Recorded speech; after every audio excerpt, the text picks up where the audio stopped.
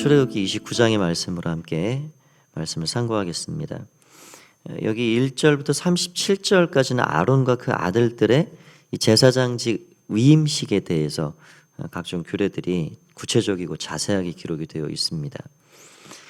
그 내용들을 잠깐 보면 물로 씻기고 관유를 붓고 각종 희생 제사를 그렇게 올려드리고 그러한 절차들을 통해서 하나님께 헌신과 또 그 마음을 드리는 그런 결심을 하게 하고 이런 위임식 절차를 7일 동안 진행한 후에 제사장 직무를 감당하게 하는 것을 우리가 볼 수가 있습니다. 이 시대의 제사장은 누군가? 이 신약 시대를 살아가는 그리스도인들은 다 제사장이다라고 할 수가 있죠. 종교개혁가 루터가 하나님 말씀으로 돌아가자 하면서 발견한 위대한 발견 중에 하나는 만인 제사장이라는 사실을 발견한 것이죠. 우리가 잘 아는 말씀 베드로전서 2장 9절 너희는 택하신 족속이요 왕 같은 제사장들이요 거룩한 나라요 그의 소유가 된 백성이니 라고 말씀하고 있습니다. 우리의 신분을 말해주고 있는데 택하신 족속, 왕 같은 제사장 분명히 우리에게 언급하고 있죠. 그래서 예수님께서는 참 대제사장, 멜기세덱의 반차로 뭐 기원도 없고 끝도 없고 그런 구약의 대제사장처럼 옷을 꼭 차려입고 자기를 위한 속죄를 하고 그렇게 성수에 들어가고 그런 것이 아니라 그분은 하나님께로부터 오셔서 죄를 갖지 않으신 분이시지만 온전한 제물도 되시고 대제사장도 되시고 그래서 인간과 하나님 사이를 완전하게 중보하시는 완전한 다리가 되시는 그런 분이시다. 그런데 우리는 누구냐? 예수님은 대제사장이고 우리는 왕 같은 제사장이다. 그게 새 언약의 아주 핵심적인 내용 중에 하나입니다. 그래서 우리가 늘 사는 동안 잊지 말고 기억할 것은 제사장 의식입니다. 그래서 여기 나오는 이제 제사장들이 입을 옷, 위임식, 그들이 하는 일들 이런 것들이 우리 먼 이야기가 아니고요. 어느 특정한 어떤 사람들의 이야기, 특별히 또 뭐 지금 이 시대를 우리가 살기 때문에 목회자나 선교사나 그렇게 구별되어진 어느 사람들의 이야기가 아니고 항상 우리는 이 말씀을 나의 삶에 적용해 가야 합니다. 그래서 이 제사장이 누군가 또 제사장이 어떤 일을 하는가 하나님 그 제사장을 어떻게 구별하시고 또 위임하시고 옷도 입게 하시고 이런 것들을 우리가 잘 살펴볼 필요가 있는 것이죠. 중요한 건 하나님과 세상 사이에 중보자로서 세우셨다는 겁니다. 이 어두운 세상 가운데 하나님과의 다리가 되게 하라. 그래서 예수님께서도 하나님의 아들들로 그렇게 살아가도록 하나님의 자녀들로 살아가도록 그런 말씀을 우리에게 해주시고 계시죠. 그래서 우리는 이 제사장 의식을 가지고 가기 때문에 살기 때문에 그 누구를 거쳐서 하나님 앞에 나아가거나 그 누구를 통해서 사죄를 선언받거나 그럴 필요가 없습니다. 우리가 직접 예수님의 이름을 힘입어서 나아가면 얼마든지 언제든지 하나님께 나아갈 수 있고 그 하나님의 사죄의 은혜를 힘입을 수 있고 그런 은혜를 받고 살아가는 존재들이죠. 그것이 복음입니다. 오늘 몇 가지 좀 생각을 해보면 먼저 이 제사장들은 전적인 하나님의 은혜의 선택을 받은 사람들이라는 겁니다. 이들은 레위인 중에서 레위의 아들들이 3명 있었는데 게르솜, 고핫, 무라리입니다. 그 중에 이 고핫의 자손을 통해 아론이 나왔고 아론이 특별히 선택을 받아서 그 아론의 후손을 통해서 이 제사장이 계속해서 이어져 가게 됩니다. 그들이 하나님이 선택하시는데 뭐 단 하나를 보탠 것이 없습니다. 뭐 뒤로 가서 살짝 선택해달라고 이야기한 한 것도 없고요. 그 누구의 어떤 손길이나 도움이 아니고 그냥 하나님이 선택하신 거죠. 12 아들 중에 레위를 선택하셨고요. 이스라엘의 그 출애굽 당시에 그 애굽의 장자가 심판받는 죽는 그 일을 통해서 12 아들 중에 그 장자를 대속하는 아들로 레위를 내가 선택한다. 레위는 그래서 내 일을 해야 된다. 하나님이 그냥 무조건 선택하신 거죠. 선택하셨고 그 중에 아론의 계보를 통해서 제사장들이 일을 하게 된 것입니다. 그런 거를 우리의 삶과 우리의 이 자녀됨에 이렇게 적용해 보면 하나님이 뭘 이렇게 비교하고 따지고 잘난 사람, 못난 사람, 가진 사람, 못 가진 사람, 뭐 재능이 있고 없고 이런 거 출신 배경 다 따져서 너는 내 자녀 할 만하다 해가지고 선택한 게 아니라 우리를 하나님이 전적인 100% 주권으로 우리를 선택했다는 거죠. 우리가 하나님 나 좀 선택해 달라고 뭐 아부를 하거나 뭐 기도를 해서 우리가 선택받은 게 아니고 하나님의 전적인 은혜로 선택받았다는 거. 그러니까 제사장들이 그렇게 해서 오늘 위임을 받고 일을 하게 되고 있는데 우리가 그런 선택을 받고 산다라는 게 놀라운 은혜라 하는 것입니다. 두 번째는 이렇게 선택받은 자들은 하나님 앞에 정결함을 계속해서 유지해 가야 하고 하나님께서 정결하게 하시는 이 절차를 이어가게 하십니다. 여기 4절 말씀에 보면은 이 아론과 아들들을 회막문으로 데려다가 그들을 물로 씻기라 그렇게 말씀을 하고 있습니다. 물로 깨끗하게 씻기고 나서 어제 28장에 나온 그 제사장의 의복 그 여러 가지 것들을 다 잘 입히고 그렇게 깨끗하게 거룩하게 하라라고 말씀하고 있습니다. 그러니까 쓰임 받는 사람들은 이 정결함이 핵심입니다. 이 제사장들은 이제 위임을 받고 본격적으로 제사의 직무를 감당해야 하는데 정결하게 하나님이 만들어 주시고 정결함이 유지되기를 계속 원하시고 계신 것이죠. 고린도후서 말씀에도 우리가 온갖 육과 영의 더러운 곳에서 자신을 깨끗하게 하라라고 말씀해 주고 있습니다. 물로 씻긴다라는 것은 앞으로 하나님의 일을 감당할 사람들을 하나님이 정하게 눈에 보이지 않는 그런 몸이죠. 몸. 옷을 입으면 몸은 보이지 않는데 그 깊은 곳서부터 다 씻고 바깥까지 깨끗하게 해라.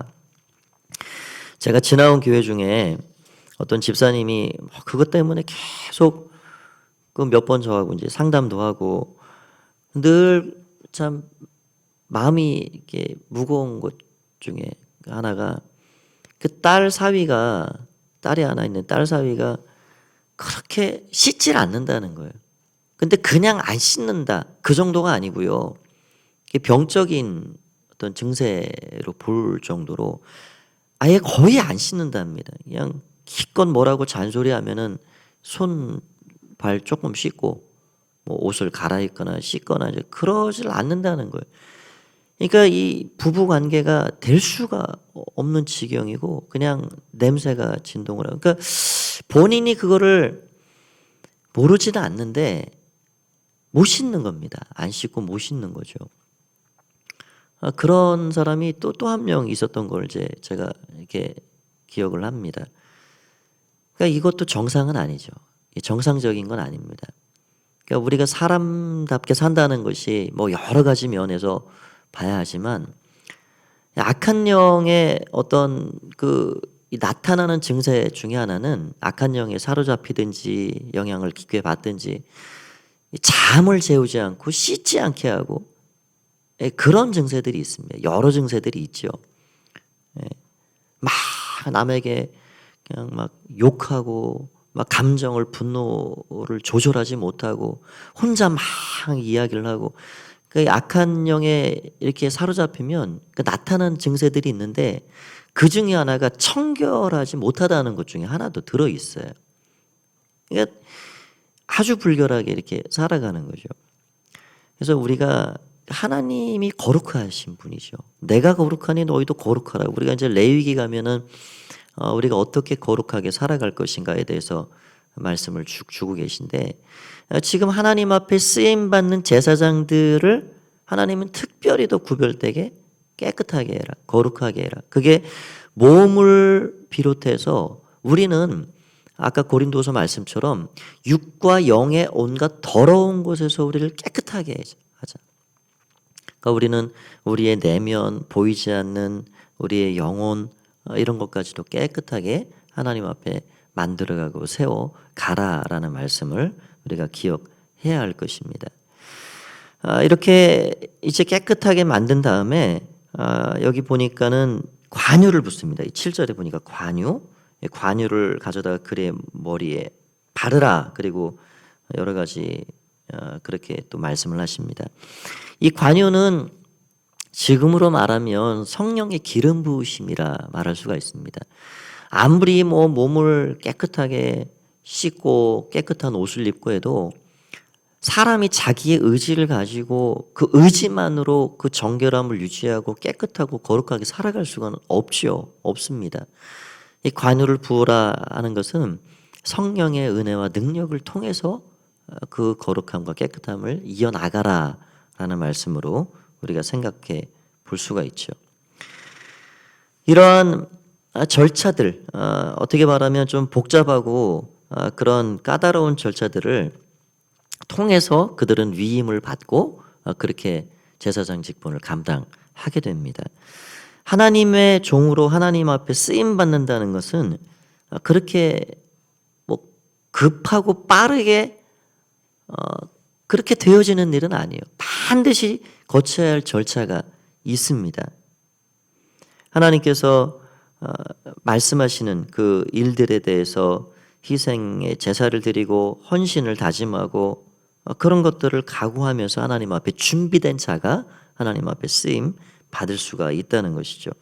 그래서 이 7일 동안 이 제사장들은 소를 잡고 양을 잡고 하면서 번제를 올려드리고 각종 요제와 이런 것들을 또 함께 올려드리고 하면서 자신들도 깨끗하게 하고 제잔도 깨끗하게 하면서 자신들이 하나님 앞에 헌신된 자들임을 그렇게 깨닫고 고백하게 하는 이 절차가 바로 위임식 절차였습니다. 여기 이제 한 가지만 더 말씀을 생각하면 29장 38절을 한번 보시기 바랍니다. 그렇게 위임식을 마치고 하나님께서 그들에게 꼭 하라 하고 명한 것이 있습니다. 그게 뭐냐면 38절에 보면 내가 제단 위에 드릴 것은 이러하니라. 매일 1년 된 어린 양 2마리니 한 어린 양은 아침에 드리고 한 어린 양은 저녁 때에 드려라 라고 말씀합니다. 그렇게 하면서 그 백성들로 하여금 그렇게 아침 저녁으로 양 2마리로 제사를 드리되 왜 그렇게 하라고 하느냐. 여기 45절 46절에 보면 내가 이스라엘 자손 중에 거하여 그들의 하나님이 되리니 그들은 내가 그들의 하나님 여호와로서 그들 중에 거하려고 그들을 애굽 땅에서 인도하여 낸 줄을 알리라. 나는 그들의 하나님 여호와니라. 이러한 아침 저녁의 제사를 통해서 내가 너희 하나님이다. 애굽 땅에서 이끌어낸 하나님이다. 그것을 항상 기억하고 잊지 말고 살아가라 라고 말씀합니다.